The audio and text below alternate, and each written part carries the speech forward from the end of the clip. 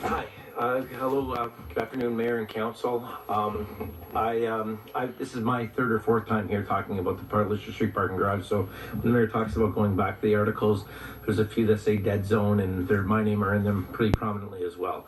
I think it's a very important issue. That's why I've come to Council so many times before it, and I want to say that I'm here wearing many different hats. So I would like to offer up my expertise to share with Council and remain if they have any questions as well. I'm come here as a business owner owns a struggling restaurant that tries to get by day to day. I come here as a different hat as a commercial property owner, where I own 5 rental units in the downtown, and I've also come here. I have very much experience in the commercial rental business. A lot of people think I'm a restaurant owner by nature, but no, I'm a commercial landlord and tenant by nature, where with Bedroom Depot, I've rented 6 places in 3 provinces.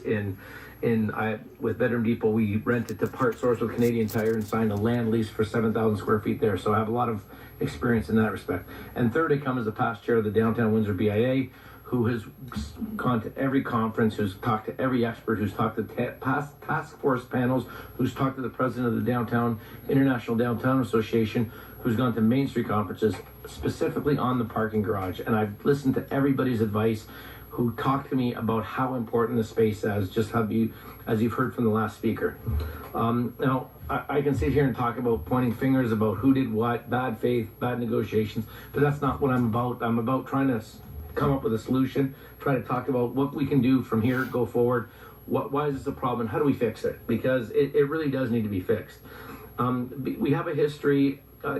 No city in North America would allow this to happen. No, we are going to be the largest city in North America to be known, and the only city in North America that would put parking spaces in a main floor retail. I don't want to have that distinction. You can check on that. You'll find that's factual. The BIA has done its share to try to help out this area. We're not pointing fingers at the city. We're not saying that the city's done it alone. We've put money into Maiden Lane above and beyond streetscape standards. We've done work on the streetscape itself and tried to steer it towards Pelissier, because we know that Pelissier area is important. Certain people in the city wanted the streetscaping to just go down to Olette, and we said no, we needed to go on Olette and Pelissier because we needed to create an area versus just a street. And it was this parking garage is a large part of this area. The thing about planning, I repeat often, is you don't plan for the present, you plan for the future. And we have to look at the future of this area, and that future includes a new music school and theater that will bring many people to our downtown, that will increase the demand for retail. It will bring a new film school, and most of that's thanks to the people sitting at this council table right now. It's going to bring, hopefully, if we all work together, a law school together.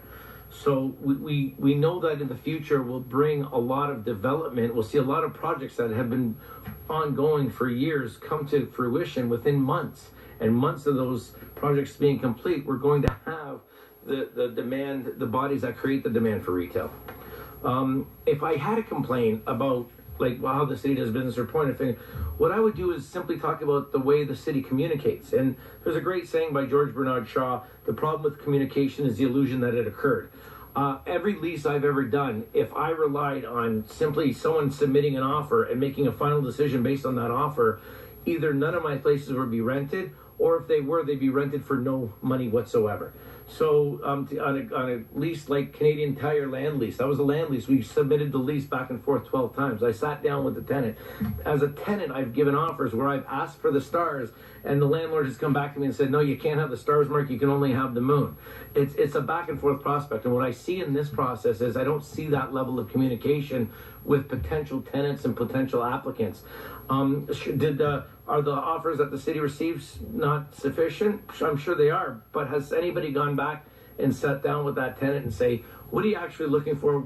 This is what we can do, this is what we can't, and I haven't seen that. And I think, I look at downtown, I look at the spots downtown, and I know the demand is there. I know I've got the empty spot where Chinoso's was, and I've got 4 tenants that are offering to go in there, and we've got some problems subdividing the space and the power. That's the only thing that's keeping it empty. I know on Chatham Street, when I see the vacant buildings there, usually you see a vacancy, you could tie it to who owns that building, whether it be some of the different owners being absentee owners. We have the new investor that came and now put them up for sale, but there's all different reasons for it, but it doesn't lie with the lack of demand. Thank you very much, Mark.